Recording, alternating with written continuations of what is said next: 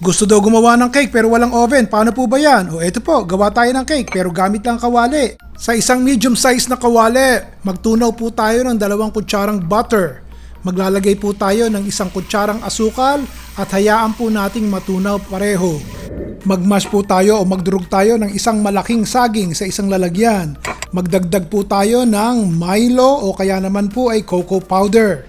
Lagyan po natin ng 1 itlog, 3 kutsarang asukal, 1/4 cup melted butter, at kalahating measuring cup po ng evaporated milk.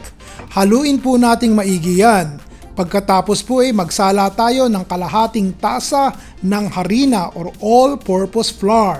Lagyan po natin ng kalahating kutsaritang baking powder, haluin po natin at nang tuluyang matunaw ang harina.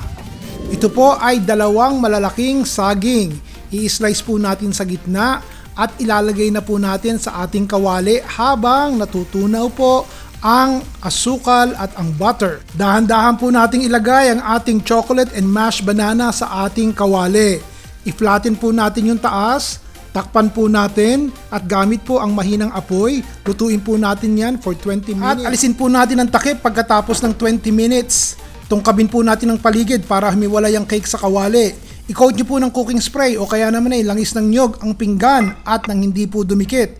Ibaliktad nyo po ang cake sa pinggan, tapos ay ibalik nyo ulit sa kawali, takpan, at lutuin muli ng 10 minutes hanggang maluto po ang ilalim.